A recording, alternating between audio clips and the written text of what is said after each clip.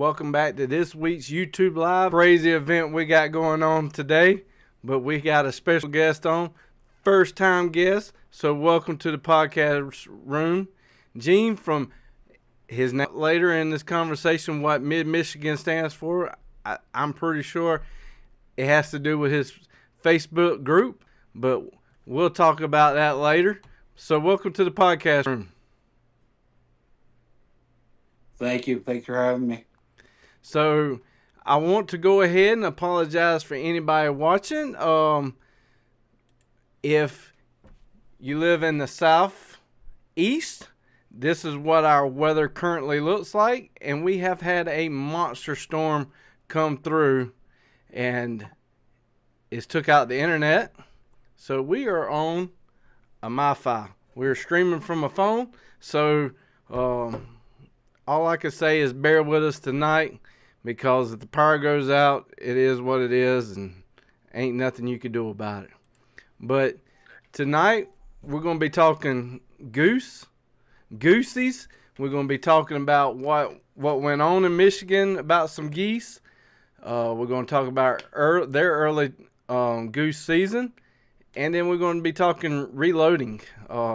It's always a blast to have somebody on that enjoys reloading shot shells as much as I do, and this channel is one of them things that I always talked about.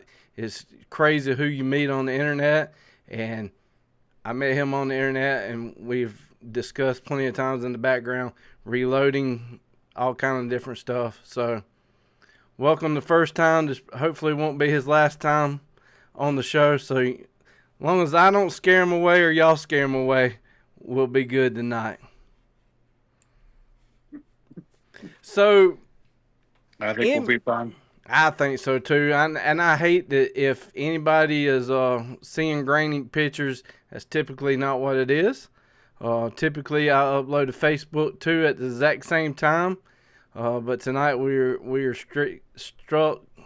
are basically streaming to YouTube only, because I only got so much internet. Show must go on, so here we are, and I hope y'all having a great week. It is definitely, North Carolina got some bad weather last week, so I think everywhere's flooding now. My heart goes out to the people in Texas that got the flooding there. I mean, that's terrible. But so in Michigan, y'all had some type of event with geese and them wanting to get rid of the geese numbers. Explain what went on up there in Michigan. Well, it is complicated up here in Michigan. We have lots of private land that has water on it, and what we end up with is these residential communities built around lakes. You can't really hunt them. And the owners, they have these nice houses, and they put a lot of money and time into them, and they end up basically creating a mecca for geese. And one of the problems with geese is they tend to congregate on your front lawn and do their business and have their babies and just get into everything. They jump up on people's boats and make a mess out of their covers and their boats. They're nesting in places they shouldn't be nesting in. And the owners kind of got tired of it, and a lot of them reached out to the DNR to try and get some help. And I think that's kind of where the problem started, is when they reached out to the DNR to get help. The DNR is a great agency. I have my personal differences with some of the DNR policy. Oh yeah, oh yeah. You know, where I work, they don't like the geese around either, and I always look at the poop and stuff, which it is extremely aggravating, poop on the cement. But it is funny with geese, because it's always like green little pellets, and I always want to be like, they eat grass, and I hunt them, so therefore I'm a vegetarian, because they poop grass. There you go. So how's your favorite way of eating them? I cut them in strips and then marinate them in teriyaki sauce and put them in the dehydrator and make some really good jerky out of Well, back to who I am. them. It's We chase uh, squirrels on this channel sometimes. You know we right, right, right. So I belong to a group, Mid Michigan waterfowl hunters, and one of our other admins, Rob Daza, he turned me on to smoking the goose meat, making jerky out of it. really And I'm not sure what he does. He puts magic in it or something. I don't know. But it tastes amazing. Um, you wouldn't know the difference between beef and this goose meat after he's done with it. really. It's awesome. So So that I take mine and cut it in strips and put it in water and put a little bit of salt in it for a week. I keep dumping the water out, dumping the water out. As soon as I see any kind of red in the water, I dump it and let it soak for at least 3 to 5 days if I could do it. right. And then I put it in the teriyaki sauce. Yeah. I cannot stand the taste of iron in the Mm, meat. I really don't care for goose meat. Um, just as a fried meat, I don't like it. I got to put it in something. Um, I'm a big fan of putting it in a slow cooker with like cream of mushroom soup, maybe some string beans in there, and serve that up. That tastes awesome. But I can't eat just goose meat itself. I don't yeah. know. There aren't a lot of people that really do like goose meat. The itself, I mean, it tastes very livery to me. uh, It is very red. yeah, it's got a lot of iron in it. I But wonder go ahead, I'm listening. I wonder what they eat up there versus what they eat here probably makes a difference too in taste. You know, I do know that our early season birds don't have that heavy iron taste to it. Hmm. But our late season birds that come out of Canada, I've noticed that the longer the season goes on, the more they taste like iron. And they're feeding those huge muscles, those huge breast Right. muscles, and there's lots of blood in there, and it's just lots of iron. And those birds coming up from Canada or coming down from Canada, they got those huge breast muscles, and the further north they come from, the worse they taste, in my opinion. Um, When does Canada start kicking off waterfowl season? In the next month, maybe. yeah, to be honest with you, I don't know. I'm not an expert in Canada hunting, any of their dates or whatnot. I don't Mm. know any of that, but I know here in Michigan, our first official shots are fired on September 1st. That's when we get early goose season too. Right. And Um, I think what that does is that gets rid of a lot of the resident mm. birds.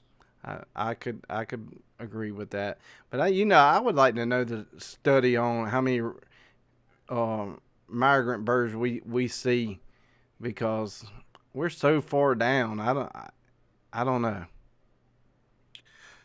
Well, you don't get a lot of birds there in South Carolina, do you? Sadly, no. You have probably never seen uh, on any of the waterfowl magazines. You probably have never seen places to hunt in South Carolina be in it because it's probably not one of them.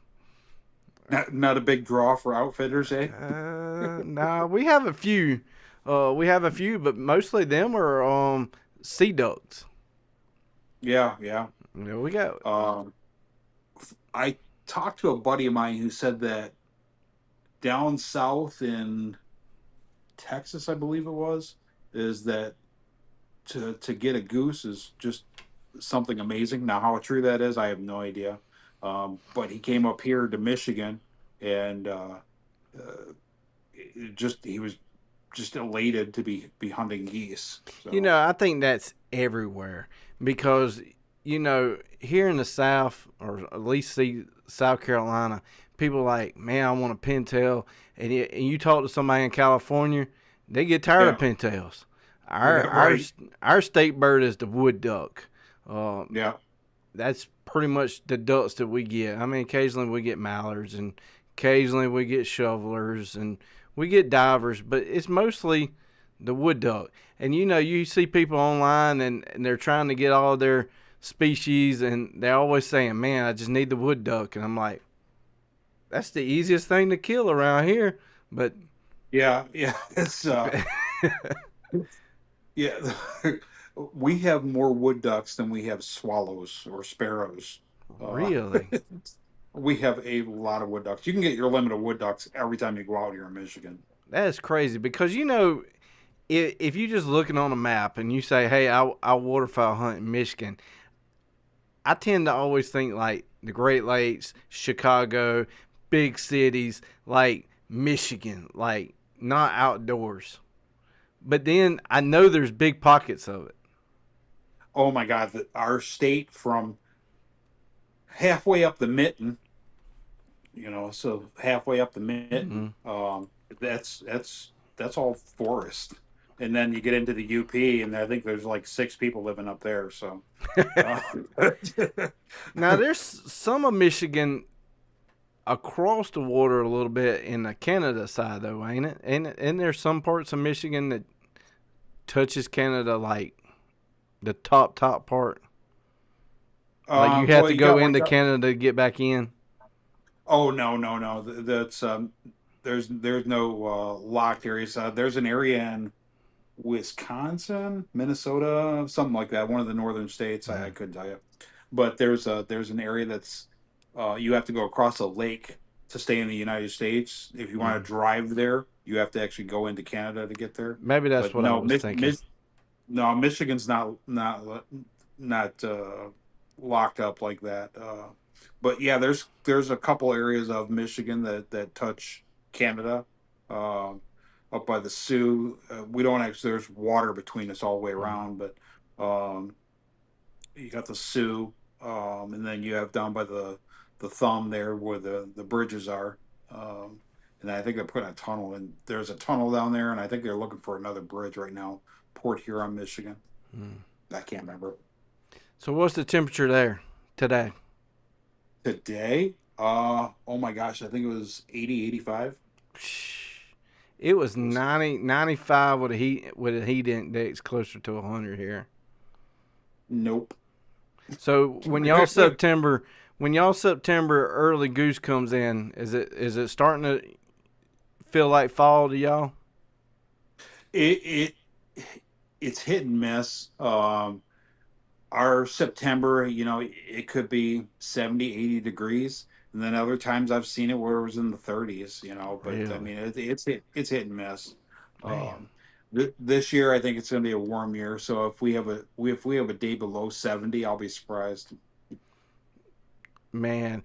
So early season for us, you still gotta look for snakes, and we get typically it's a 2 week period of teal season, but this year they lowered our teal season and we only get 8 days of early teal, and we have to literally fight off the mosquitoes and the alligators. That's probably a reason why I haven't started hunting in South Carolina. I'm not making up. The mosquitoes look like turkeys out there. It is tough. We have some killer mosquitoes, but we don't have any snakes that want to harm you. Oh no. That's yeah, alligators. Nope, nope. Mm. Yeah, I heard I had about a. I heard about the guys down in Texas and Louisiana hunting birds. They would shoot a bird, and the alligators would come eat it before they could get it out of the water. Yep. This year, early goose season, I've never been chased by a skunk, and that was a first. Uh, I didn't want to shoot the skunk because literally where I was the best spot set up to goose hunt, and they stink for weeks. Yeah. So Was it a baby skunk? I had no idea I was running like a little girl. Because them jokers can spray like 13 feet. So he whatever it was already on top of me, Hmm. literally like 5 feet from me before I took off running. So I was in that spray zone. And I mean Praying, praying for an alligator. oh my goodness, it was crazy. But yeah, I did not want to mess up my hunting area by any means by shooting that joker, but he chased me for a long way and finally ran back off where he came from, and I was able to go get my decoys. But Yeah, my understanding of skunks is they don't see well. really, Um, and the baby skunks will actually follow a human because they see movement and well, they I think mean, you're I am they 6'2", like 250 pounds, looking running like a semi. hard to miss. I mean, the only thing that I had advantage for me, I was in camo. Right, right, right. And maybe that was the reason he was chasing me. He thought it was a tree. Right. I got a video coming out Saturday.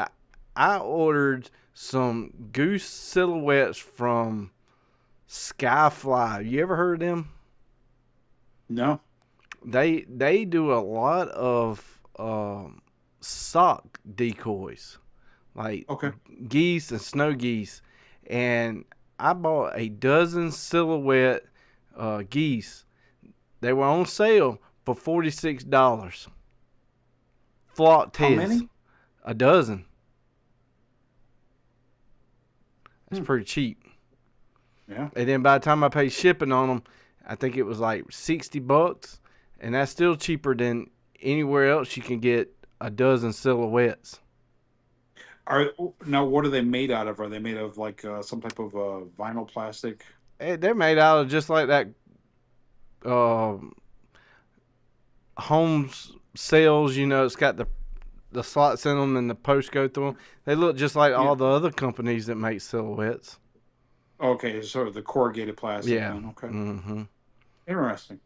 Yeah. What was So the I'm name of that again? Skyfly. I'll pull it up over here but yeah, I got that video coming out Saturday. Uh, I was very I was kind of like, man, is this like legit site? And man, I'm really impressed with them. Now, are they like an image that's printed on the Yep, on the plastic? yep. Because I've seen some that were just colors, and then I've seen some that were literally a photo pasted on the plastic. No, so I don't know if you're on a phone or an iPad, so I'm not sure if you can see the screen, but they do a lot of like sock decoys. Like there's their top of their page says goose decoys at affordable prices. Like they are made to really make a lot of decoys. And this is what I got right here: the Flock Canada Geese Silhouette, $49. Hmm. And I Now, did mean you pay for they that with your own? Did you pay for that with your own money? I did. Yeah, no, I bought it. It wasn't sponsored or anything. Okay. But yeah, I Well, they mean look they good. they look really great. Like I mean, dude, I've hunted over silhouettes, and this stuff looked pretty good. So I was really surprised on that. So I can't wait to early goose season to try them babies out. I mean, me personally here in South Carolina, I have never hunted over silhouettes. I use full bodies. Okay.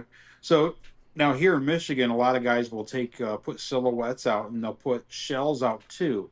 Um, Mm, so basically, when the birds are flying over, um, and they get directly over top, they look down, they still see birds. right. Um, a lot of guys were hunting with just silhouettes, and the birds would look down, wouldn't see anything, and they would know something. Hey, something's up here, and they wouldn't come in. Uh, yeah, guys will put dozen, 2 dozen shells out and keep the birds interested. Yeah, that's what I plan to do is mix them in with my full bodies. I got some of them half shell kind of ones too. Hmm. But we're gonna see. I'm a 1,000% sure I am not having to put out the amount of decoys that y'all have to put out. Early season, we don't really put out a whole lot of decoys. You know, you can get away with 2 dozen. Yeah. Um, but like towards later season, it's hit and miss. Uh, some days you'll put out a dozen. Some days you got to put out 7 dozen, 10 dozen.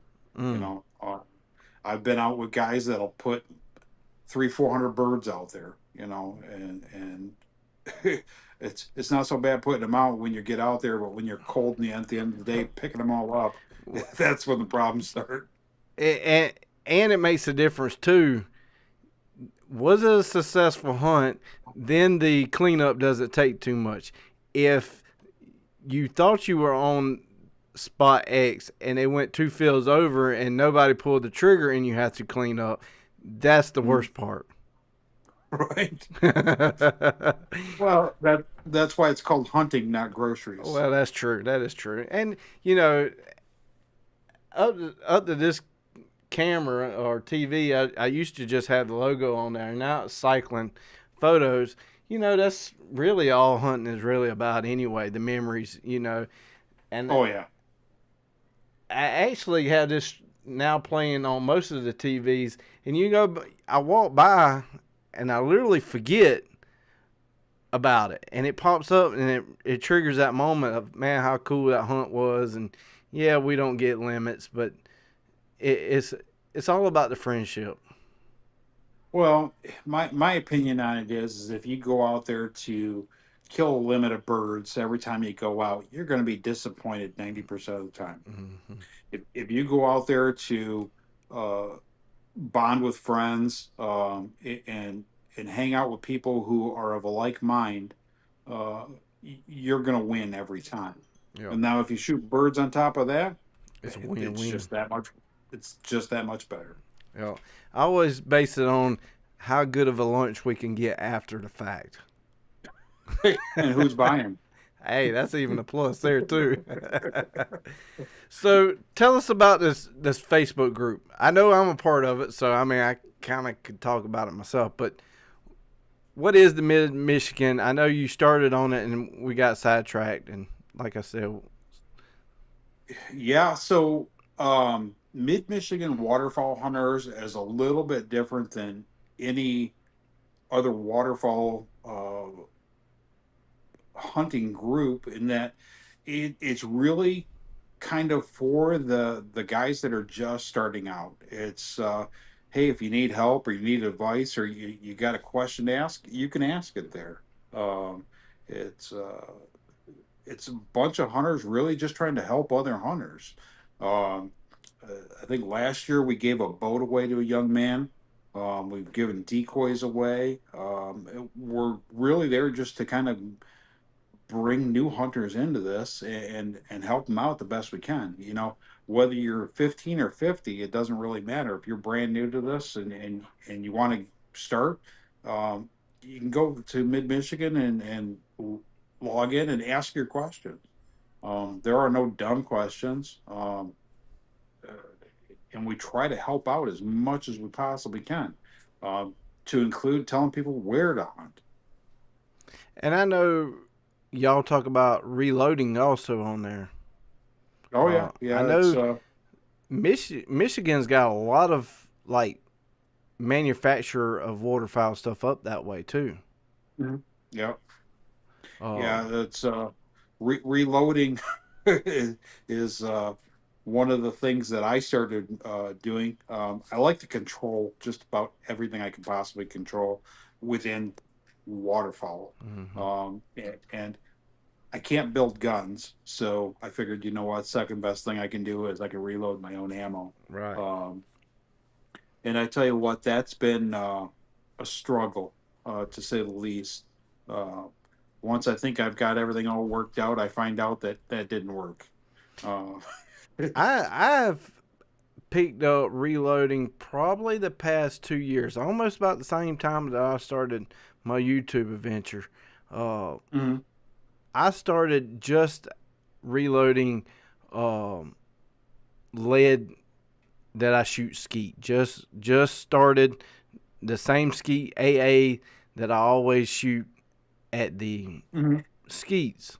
Um, One thing that I noticed real quick with shooting skeet was if I just went down to brand A sporting goods and I bought one box of shells here and I bought a box here and I bought a box here, my gun either would jam on one particular brand or I was shooting behind and I was shooting before and I was like, what in the world's going on? And I never paid it any attention that my shell feet per second was totally different on whatever I bought. Yeah, that's one of the reasons I got into reloading myself was is I bought ammunition from a small company local to me. I don't want to say anything bad about a particular company or mention their name or anything, but I found out that there was a lot of variance between the shells. Um, I opened up a couple of the shells and I found unsupported shots sitting outside of the cup. Um, Mm, so basically, this shot was just rolling around in my barrel, as it's going yeah, down there, traveling at uh, X number of feet per second. The shot's unsupported. There's no plastic between the shot and my barrel. Uh, and I was like, you know what? I can do better than that. yeah. And I started reloading, and then I got into TSS, and it was just on from there. That's basically almost how I got into it. Also, I was doing all this pattern testing. Every time I go to a store, I would just buy a waterfowl ammo. I take it home. I would record what it looked like through chokes, and I always cut one open up for the video. And I would cut it open, and this one particular brand would have flaxseed in it. I'd cut another one over; it would have powder in it. And then you start Mhm. weighing that stuff, and we just say 1 ounce load. I know they were bigger than that, but we're just going to say 1 ounce load. When you measured the pellets, you were under an ounce, but when you added the flaxseed into it, then you got an ounce. And I'm like, well, I'm paying for bird seed. Like, Right, like what in the world? And then you look at right. some of the other ones, and the pellets wouldn't be round. Some of them would be look like they had moon craters in them. And like you Hmm. said, I'm like, this is junk. Yeah, And there, once I started there. loading my own, I got consistent results. Well, yeah, it's without advertising for anybody else, and you can do it if you want to. I don't care, but um, I bought those shot scoops Right. from that friend of ours, Yep. and I started reloading with those, and I measure every single uh, grain of powder that goes into my shells individually. I don't use volume. I measure it. Every single one is uh, every single shell is measured by weight. Uh, when I was dissecting some of the shells, I was finding variances uh, just all over the place. Mm. Yeah, and then I would find powder that was basically just packed in there so tight that it was just made a pancake Yep. of powder. You pull the Um, wad out, what and then it hit, and you can see it, and you actually have to push down on it before it falls apart. Right, right. Yeah. Now I couldn't say whether that's right or wrong. But the problem was is some shells would have that, some shells Hmm. wouldn't. Right. Um, so there's so much variance in there. I'm like, you know what, I can do better. Yep. And like I said, I measure every single grain of powder that goes in there. I measure every single piece of shot that goes in there, and I'm incredibly consistent now.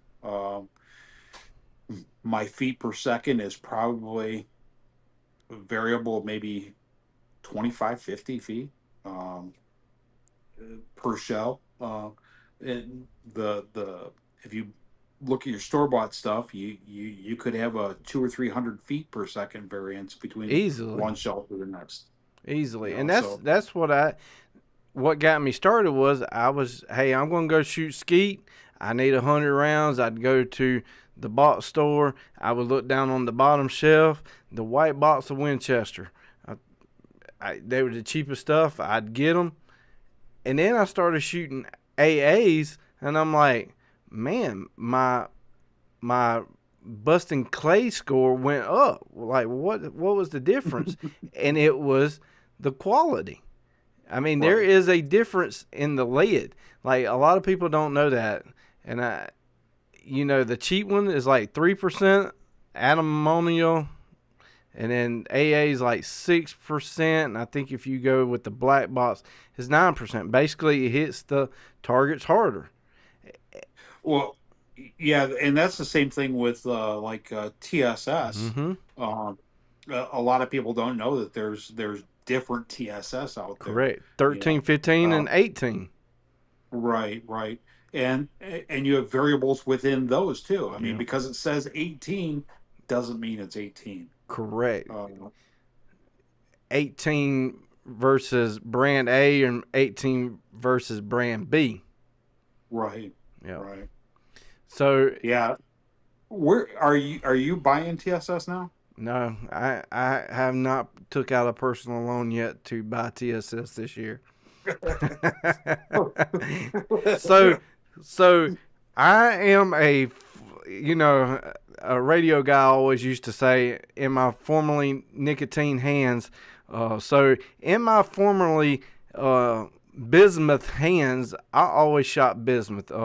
Salt Okay. Creek ammo. Keith, I know Keith's on like tons of reloading, and he's a big guy in reloading. I love his bismuth, and that's typically what I always shot.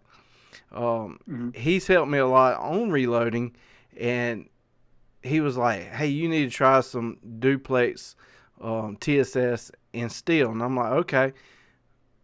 I wanted to come up with, because I said loan, because TSS is expensive.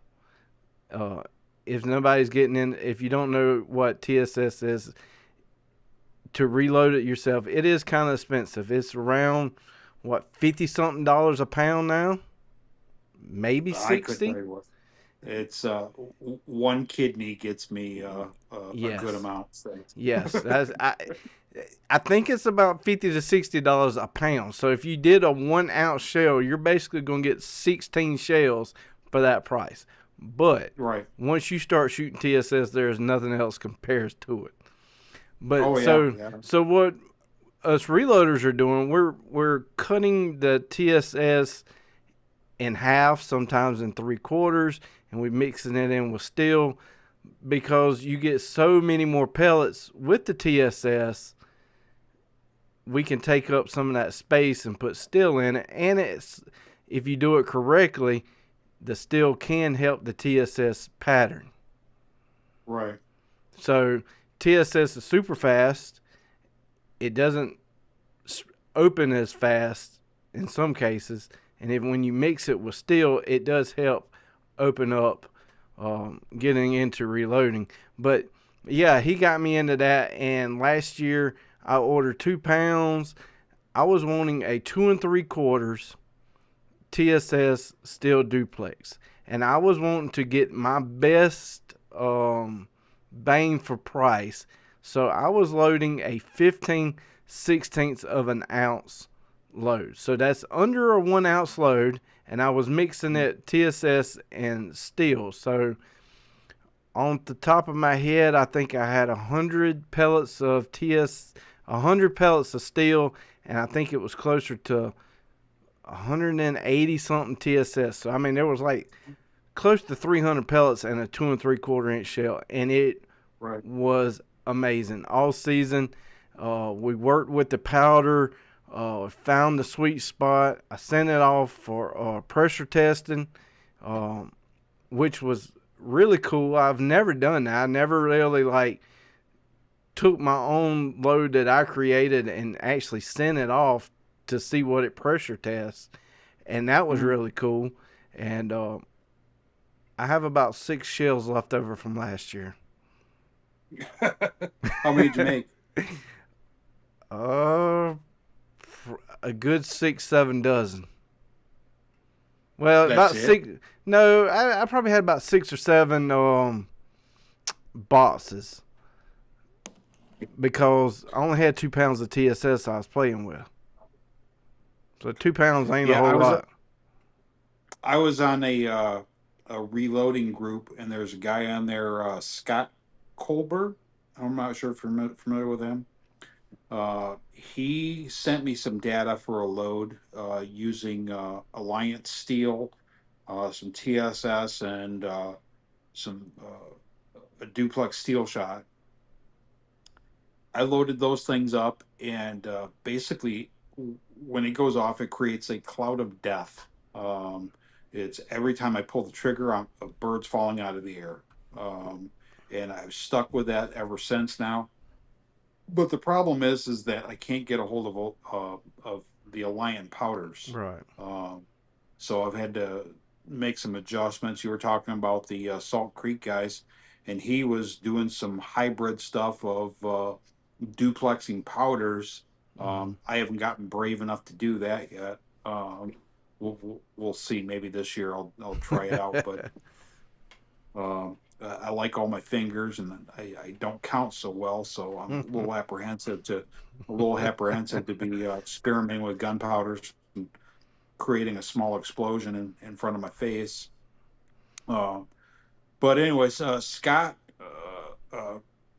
Colbert, he sent me a load, and I did that thing up with that Alliant powder, and it's just absolutely amazing, just absolutely amazing. Um, why he hasn't patented it and making money with it, I have no idea. So Um, do y'all have any stores up there to get powder, or do you have to mail order all your stuff? well, there's a couple stores where we can get powder, the powders I want. But when they're out, you got to order it, and that's the problem because Mm-hmm. you buy a pound, 4 pounds of powder, and you might get a deal on it, whether it's $100 or $200, but then you got to pay another $100 in the hazmat Hazmat, shipping. that hazmat fee, and then shipping.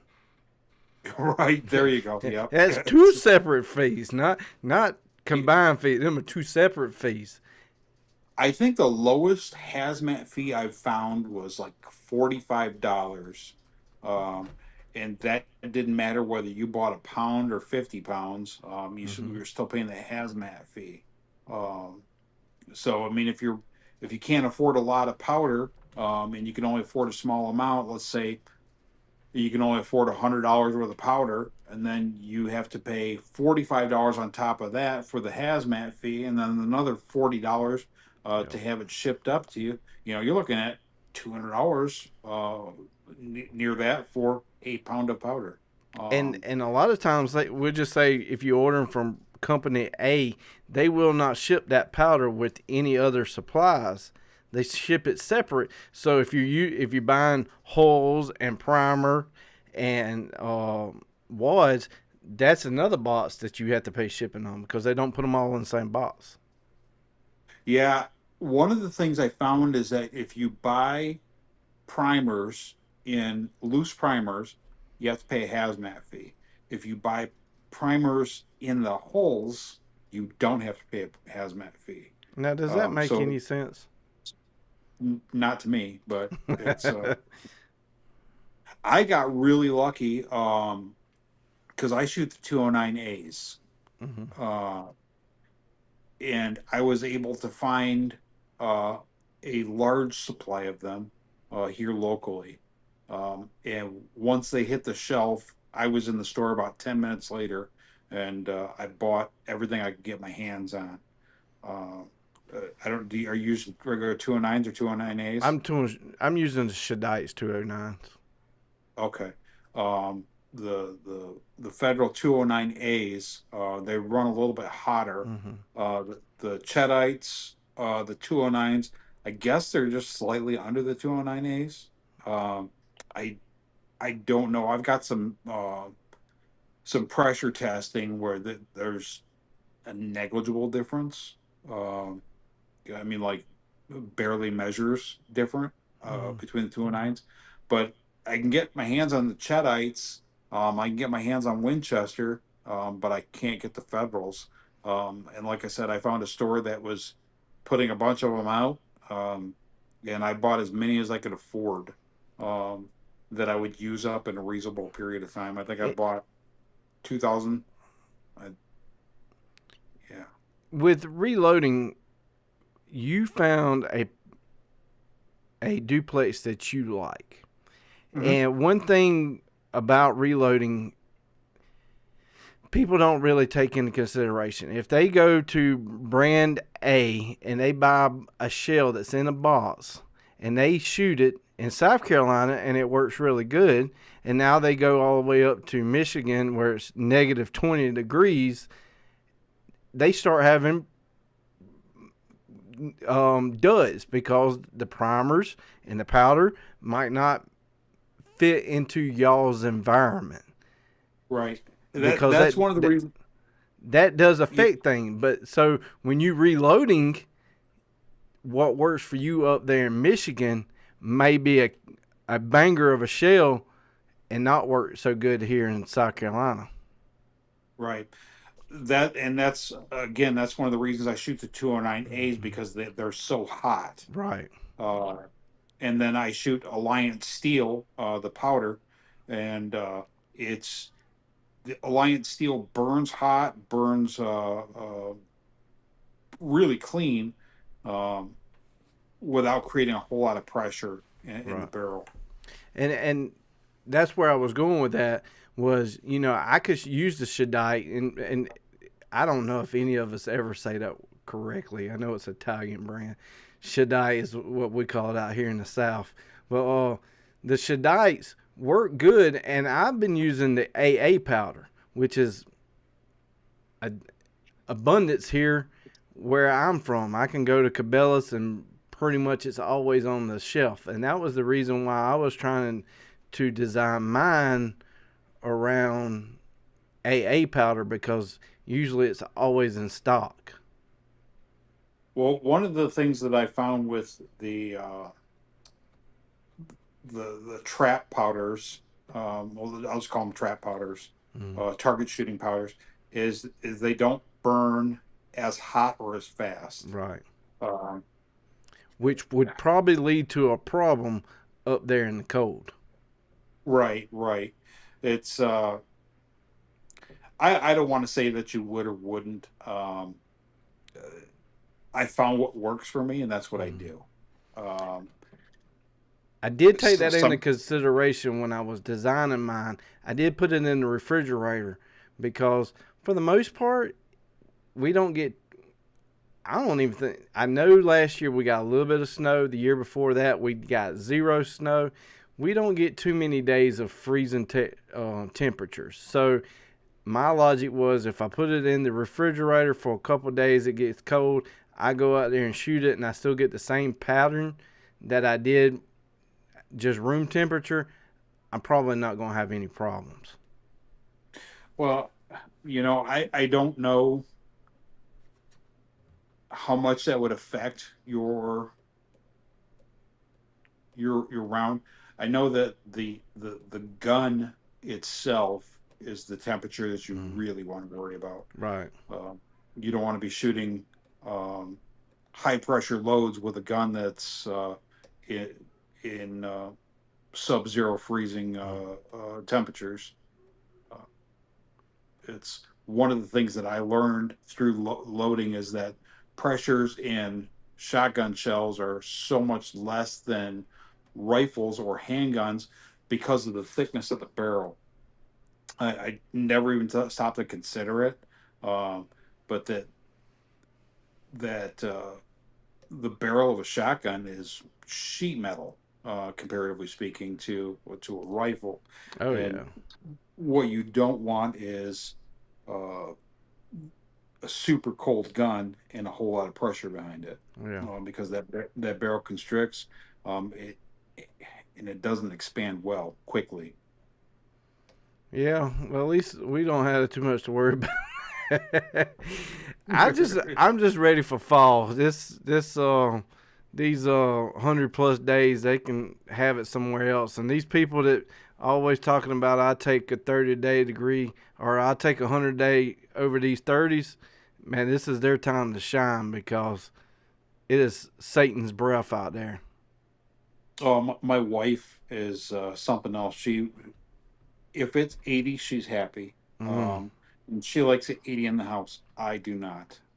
Whew. It's Man, I like it 70 or below. Yeah, that's what our thermostat. It's set on 75 when we're not here. Right before we get off, it goes down to 72, and then right at bedtime it goes to 70, and then goes down to 68. Right, right, So I'm just glad. I'm just glad to have power tonight for sure. right. But so, what is your favorite load right now? 2 3/4, 3 inch. I'm pretty sure 3.5 is not going to be your option. No, because I'm shooting TSS, I'm shooting 2 3/4. I use a half ounce of TSS and a half ounce of shot.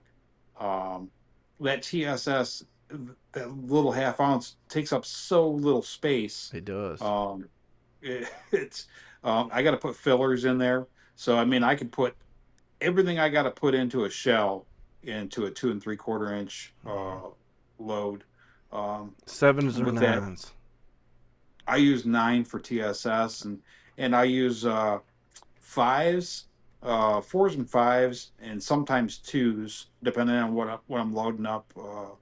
From goose, big duck, sea ducks, whatever. We got divers out here. Depends on what I'm shooting. The So faster the bird, you're the using faster the bird, TSS. the lighter the. What's that? You're using TSS for divers. Oh yeah. Man, you must have gave up 2 kidneys for that kind of stuff, then. Well, one of mine and one of my wife's. Did she know that that's what she was giving it up for? Well, she just woke up in the bathtub with ice The in ice. it. So y'all hunting in the big water? Oh yeah, oh yeah. How bad is the waves up there?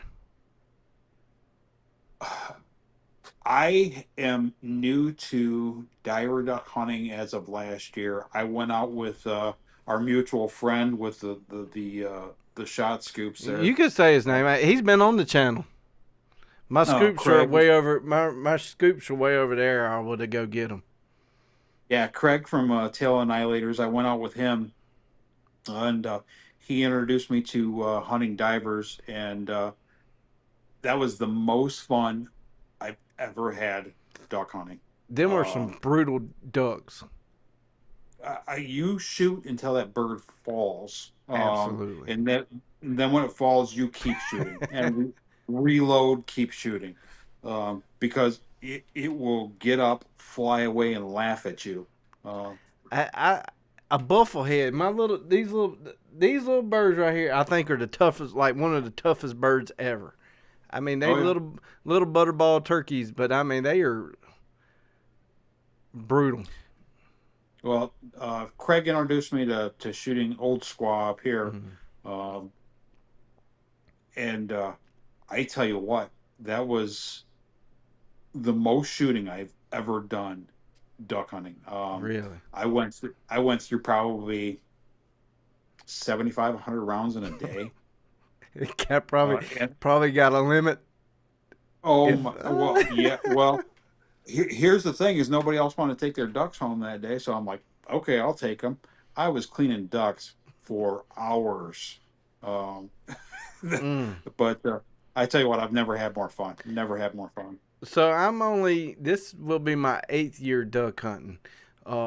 We were hunting the Outer Banks of North Carolina. Now North Carolina stayed above us. the part of the Outer Banks on the coast, they get birds like crazy, which is probably about 6-7 hours from my house. Um, Me and a buddy, never been to the Outer Banks, first time out there in the Sound. This bird flies in. I'm like, what in the world is that bird? Like, it has a tail on it. And the only duck that I knew of that had a tail was a pintail. And I'm like, I'm Hmm. looking at it and I'm like, I know that's not a pintail. Like, I know it's not a pintail. And I'm trying to Google it and it's floating around in the decoys. I'm like, what is that? Bird flies off, and I finally found it, and it's an old squaw.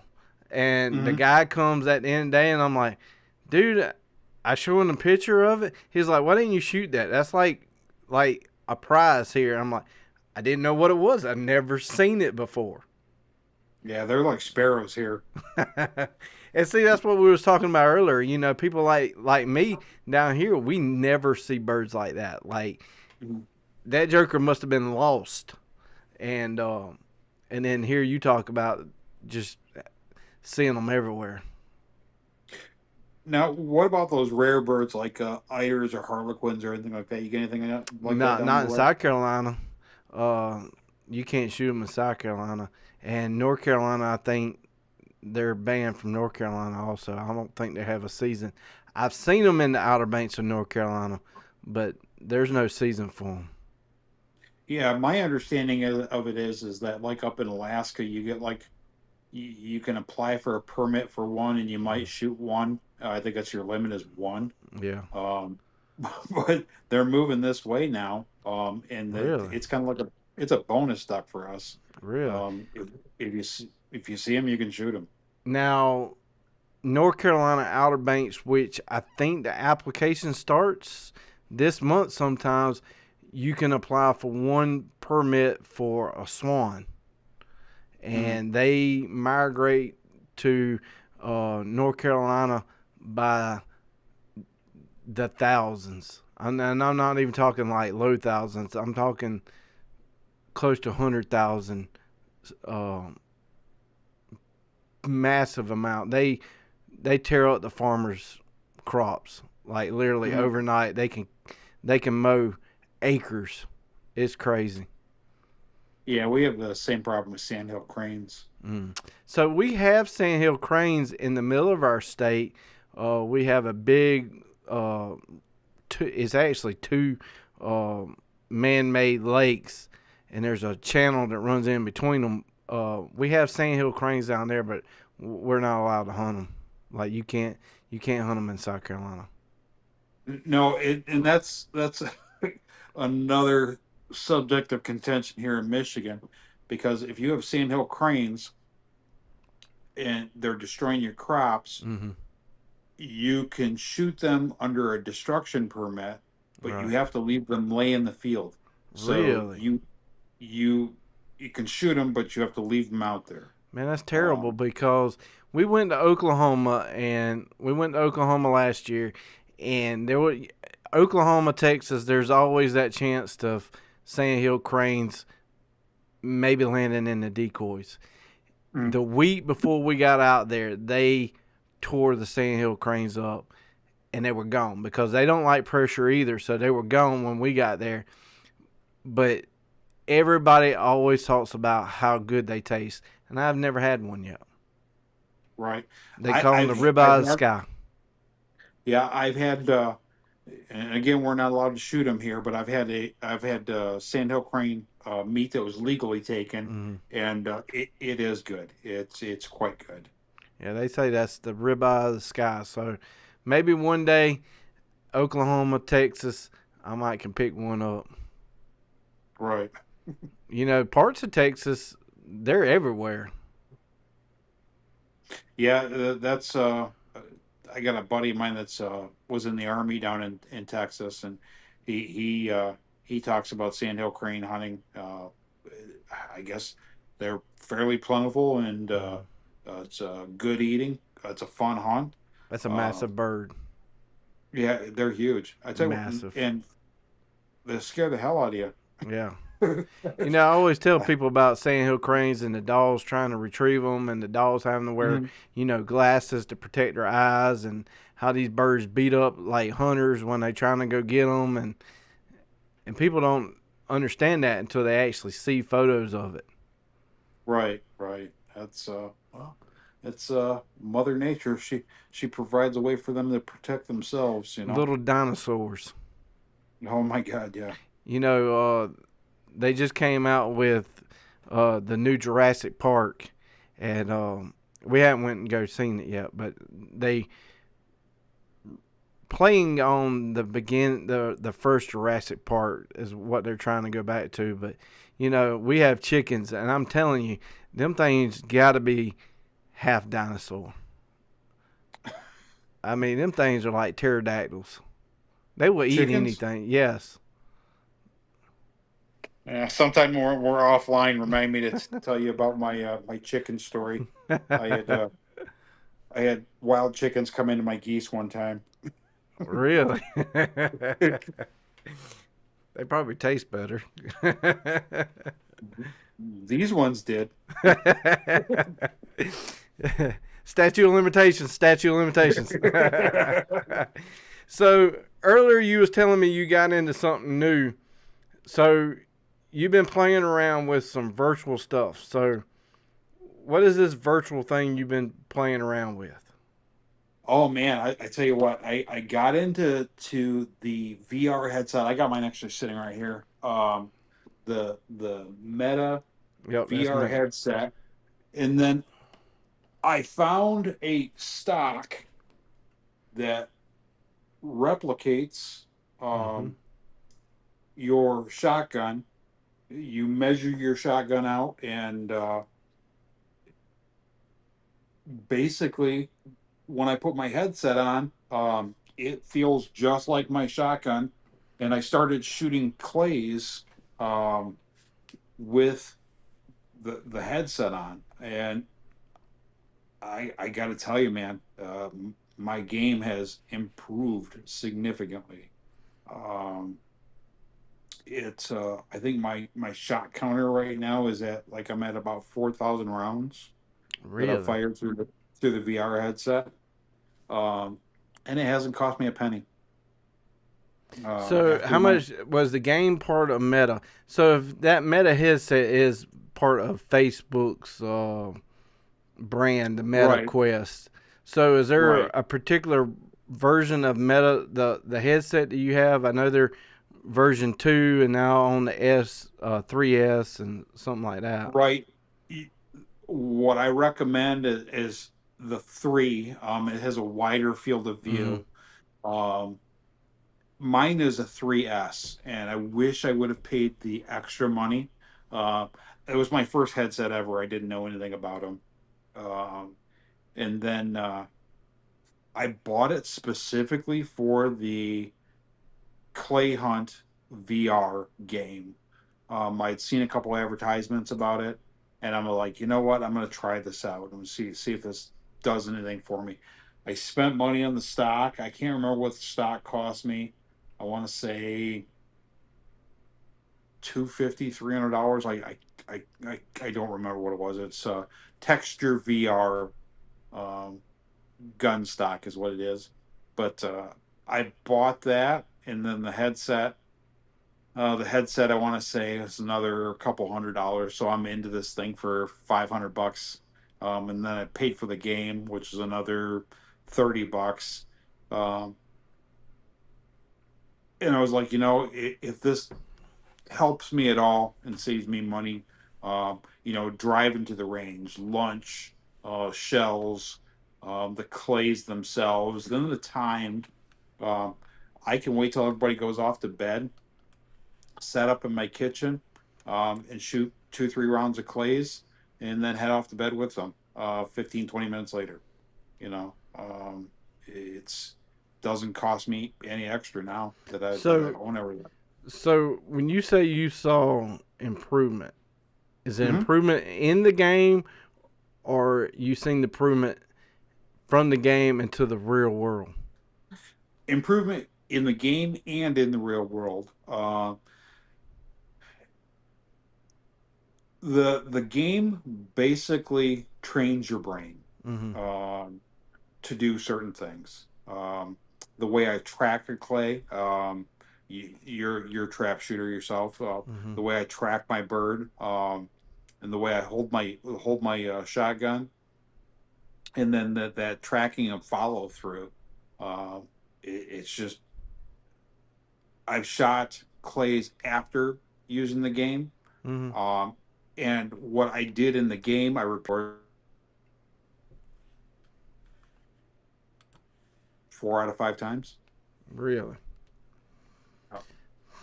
So my son has that headset, and I have put that headset on to play some of the games that he has, and Mhm. literally, and it could just be that game particularly that he plays. Um, I always feel like I'm falling. Like, Mhm. I guess, and I know you got that headset. So when you put that headset on, when you're in the menu, you can like look around and see your house and stuff like that, and you see the menu. But once you go into the game, your room disappears, and that's when I feel like I'm on a ladder and I'm about to fall. Okay. Yeah, I the way my game looks to me, it looks like me standing on concrete because I'm at a trap range. Mm-hmm. Looks like I'm standing on concrete. I couldn't tell you the difference between the way everything feels and what I see. Um, but it does have a basically a safety cage around me, so I could see that occasionally, depending on Mm-hmm. where I'm at, and then I can kind of see it superimposes. If I move far enough forward, it superimposes the images of what's in my house onto Right. my game. Right. Uh, and I suppose you could do that if you needed to have that little comfort until you get used to it. Um, but I don't have a problem with it. I've done the roller coaster games Mm-hmm. that they have in there. I don't know if you have you ever ridden a roller coaster No, with I the ain't. VR headset. No, he usually plays this gorilla tag. That's all Okay, he ever plays. So no, I don't know nothing about no roller coaster. okay, they have a roller coaster, a couple games on there, and I believe they're free. But the roller coaster, I tell you what, I get sick. Really? I get I get really sick. Um, but the trap shooting, no, I Mm. matter of fact, I believe there's a trial version of the Really? game. It's Clay Hunt VR. You don't have to have the stock Mm-hmm. to use it, but I highly recommend it. So is there different like venues, or is it like the same course all the time? Oh, it's you can shoot trap, skeet, you can shoot European, you can shoot American, you can dove hunt, you can quail hunt. There's sporting clays. Um, there's all kinds of different options. I mean, and then you have the option of building your own um, uh, uh, trap ski Facility? layout. Yeah, Hmm. so you can do a walking course. There's all kinds of stuff out there that you can do. It's I haven't gotten to the end of it all yet. Really? Yeah. I might have to take his headset. I tell you what, like I said, Texture VR.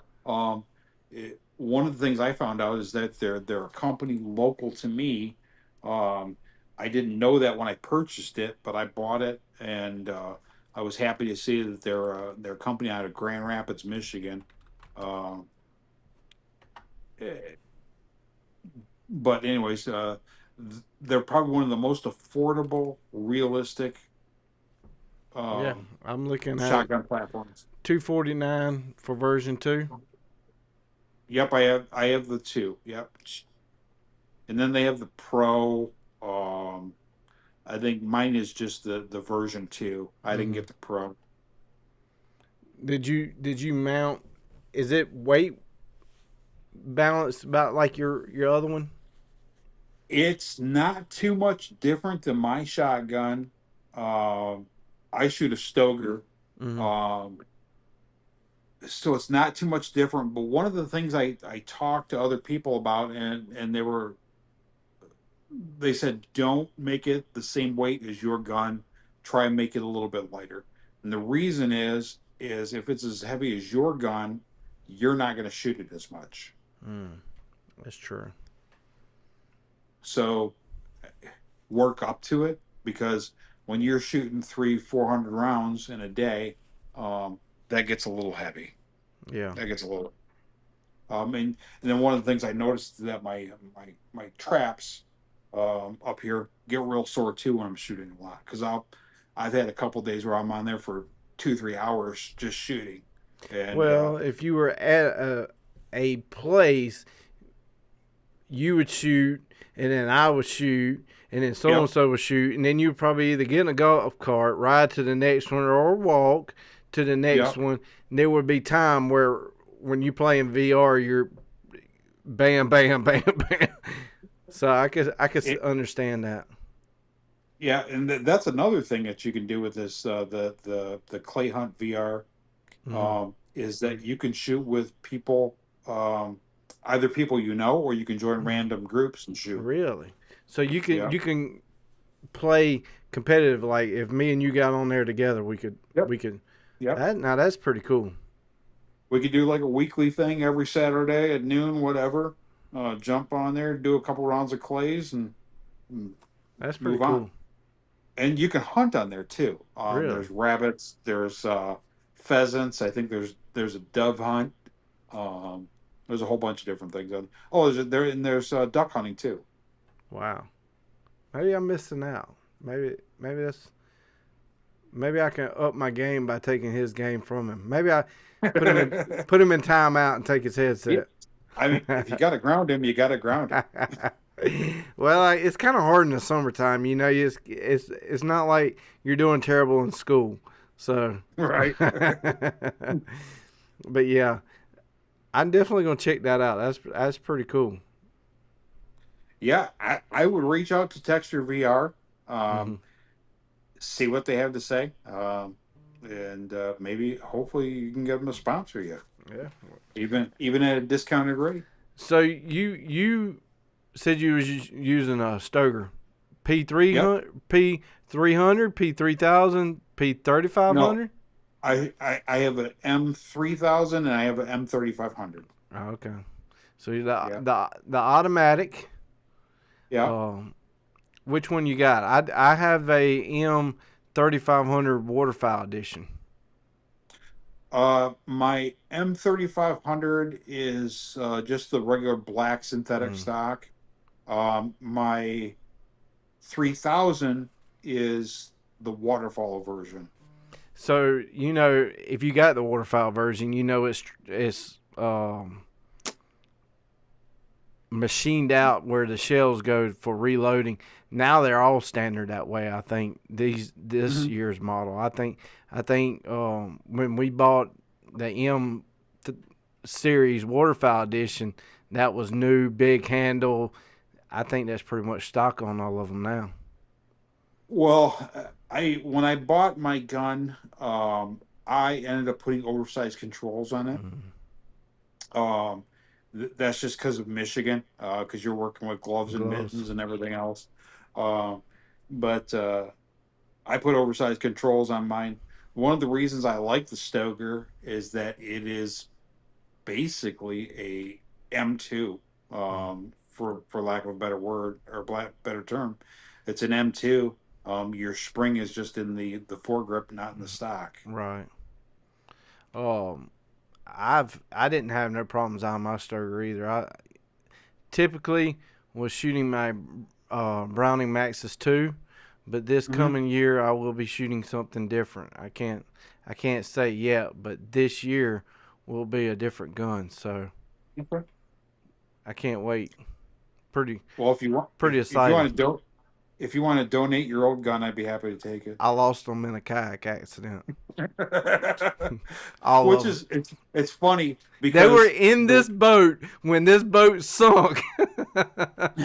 the way I found your page, your YouTube page, uh, was is you had that The kayak that I that flipped in. that kayak, that 10-foot kayak, and I had bought the same one. And you know as well as I do, that was probably the worst investment I have ever made in my life. I Um, probably would have been better floating in this half boat than I would in that kayak. I tell you, I got mine used. I bought it off Facebook Marketplace, and I bought it for $200, and I sold it for five. Really?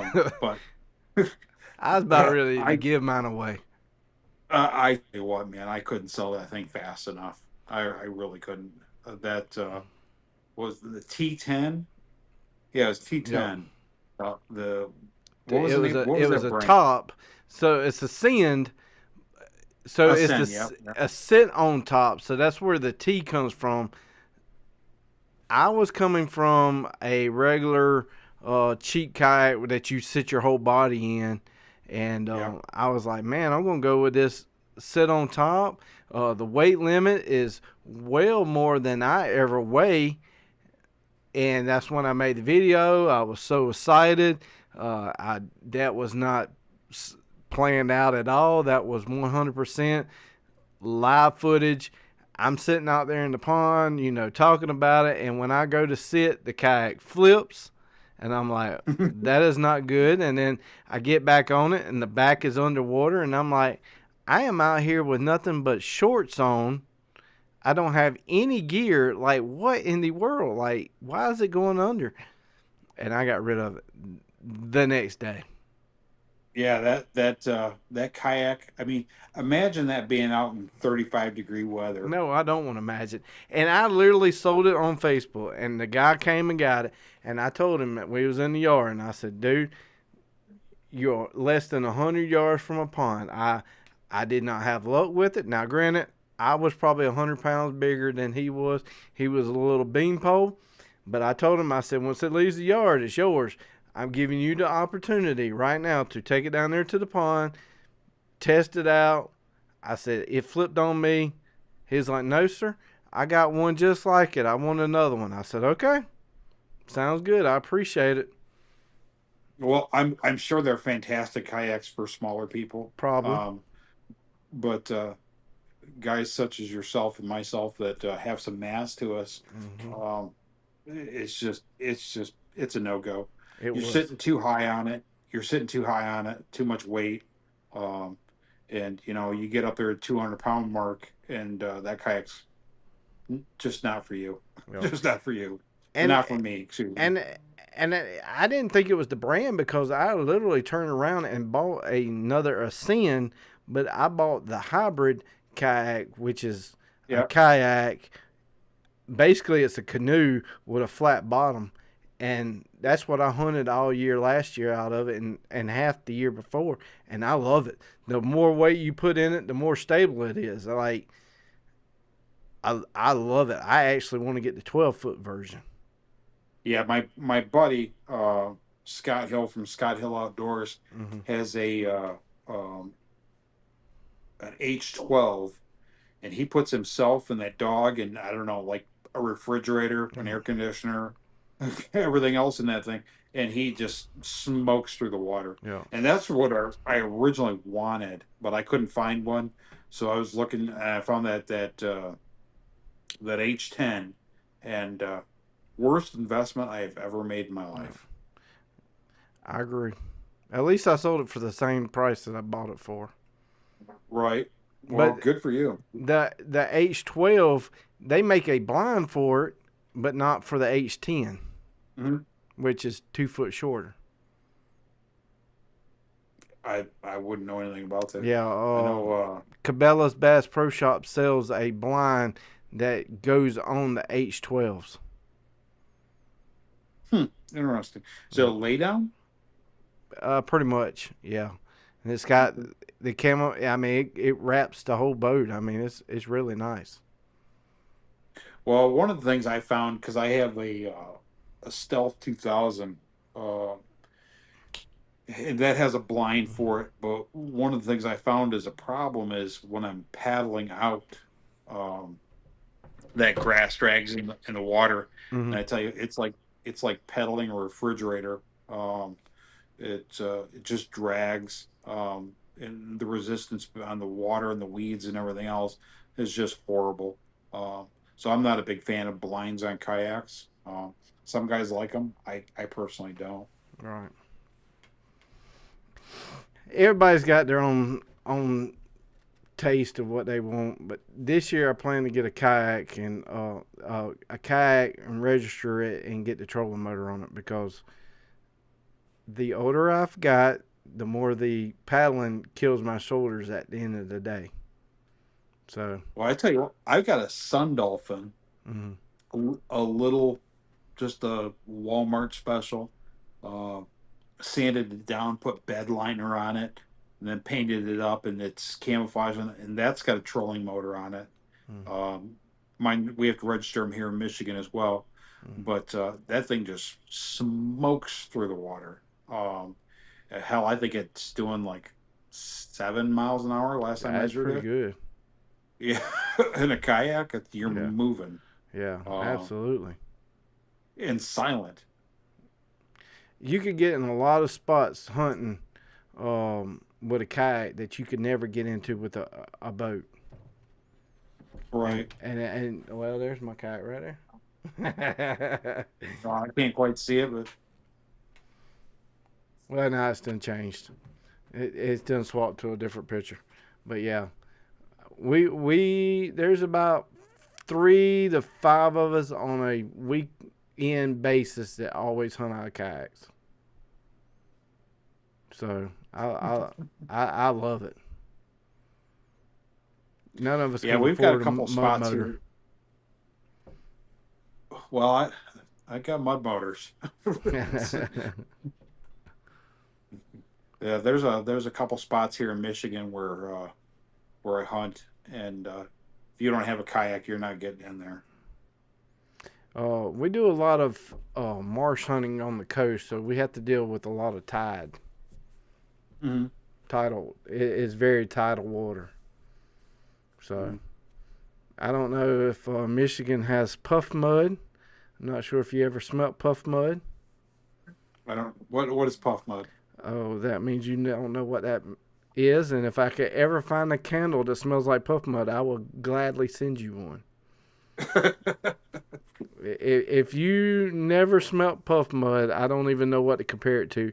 It is it is dirt that has salt water on it, that when it dries out, these inlets then has the gases and decomposing coming through that mud, and it is god awful terrible. It is, and the more you walk around in it, the more it stinks. Interesting. It's like Um, oysters and clams and all that gooey mud. well, we have kind of something similar here. We got Mm, marsh grass that will disconnect from the bottom, and mm, basically it floats on top, and it creates these little islands. right. Um, Sometimes you can walk on it, sometimes you can't. When you can't, it's usually a surprise. But yeah, you'll bust through these little islands, and be in water up to your chest.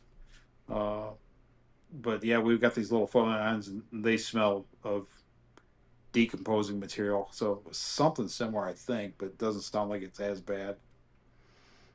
It's pretty bad. We went to the coast last weekend for my daughter's dance competition, and my son was like, "We're riding down the road, and we're in this marsh going towards the island." He's like, "What's that smell?" And I'm like, "That is puff mud. Like you can. It's just a marshy kind of smell. It is pretty foul. That's all I can say. But man, I am missing it so bad. I can't wait for waterfowl season, and Right? I'm hoping that what we talked about earlier with TSS prices, I'm hoping that some of this tariffs and they can start shipping some TSS and some bismuth, because I do not want to shoot steel this year. I do not want to shoot straight steel. So I am going to wait. It's July. Early till is in September. I might wait to the end of the month. If not, I'm just going to order a pound or two of TSS to get me through September. But yeah, I don't want to give 2 kidneys and my F-250 out there for TSS. And bismuth is even worse, which makes no sense. Well, if you're willing to give up your non-shooting eye, I think they take corneas too. Hey, I'm getting too old for them to take my eyes because early morning when the sky's just starting to get blue right at shooting time, I can't tell if that's a duck or a floater. Yeah. Like, look, there's a duck. Nope, it's just a floater in my eye. Yeah. It stinks to get old. Or at least you're never alone. You got your friends to watch. Hey, no, they're younger than me. They don't get it, but they're starting to get older now, and they're like, they used to call me like I used to wear a lot of Bengay and muscle cream, and they're like, hey man, you got any of that muscle cream? I'm like, what's the matter? Now you're getting older. Now you need some ibuprofen. The tide has shifted, huh? But yeah. I guess it's always better than being 6 feet under the ground. Right. So this side of the dirt's always a win. Absolutely. Well, I appreciate you coming on. We've been on an hour and a half. Yeah, no worries. I can talk about ducks for weeks. Definitely need to have you on some more. Maybe once season starts rolling around, I'll get you back on. We'll see how the season starts out for the both of us. Oh yeah, which ain't gonna be too far. Now, you need to make it up here to Michigan. Man, the furthest I've ever been would be probably that way. I went to Iowa, but that's to the left of y'all. I don't think I've went to Ohio yet. I know I cut through going to Iowa for my school's graduation, but I've never went to the state of Michigan, so that definitely would be a new state to check off. Well, it's we got some unique hunting here, but all right, I won't keep you. I'm sure y'all got some unique cities too. Oh yes. Which I don't live too far from Charlotte, so I understand big cities. Well, if you understand them, something's going wrong. I understand them enough to know that I don't want to live in them. Right. Anything else you want to talk about before we get off? No, I'm good. All right, plug your Facebook group again for the people that joined halfway. Mid-Michigan Waterfowl Hunters page on Facebook. And they let people from other states join too. As long as you're talking about Michigan, we don't care. So, hey, I appreciate you coming on, and like I said at the beginning, if y'all joined halfway through, I know I saw the counts jumping up and down all through the place. Sorry for the internet to start with, and I apologize for you having to deal with the internet. Bad storms before we got started. Can't do nothing about the storms, at least. Got internet here back at the house, so I was able to jump off of my hotspot off my phone. So hopefully the pictures and sound and everything else worked good. Had to go back and watch it later, but I appreciate everybody tuning in tonight. Like I said, if you in the southeast middle part of the country, there's definitely going to be some wild weather over the next couple of days, so be prepared. Like right now, I always like looking at weather, and just throw this up here before I leave, because people overlook weather a lot of times and never really, it sneaks up on them. So right now there's a whole lot going on over here in North Carolina. Some of these spots are tornadoes, at least warnings. And I noticed earlier today up in Washington, D.C., they had a tornado warning in Washington, D.C. with flash flooding. that is one place that could actually probably use a good bath. Wash some of that politics out of the way. But definitely, if you in any of this area over the next couple of days, now is the time to be prepared, and we don't want to lose a subscriber, and we definitely don't want to lose anybody, a good hunter. So always be prepared to have your stuff ready. It's almost hurricane season.